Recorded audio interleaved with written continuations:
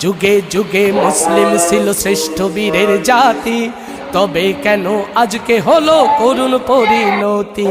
যুগে যুগে মুসলিম ছিল শ্রেষ্ঠ বীরের জাতি, তবে কেন আজকে হলো করুণ পরিণতি। তবে কেন আজকে হলো করুণ পরিণতি।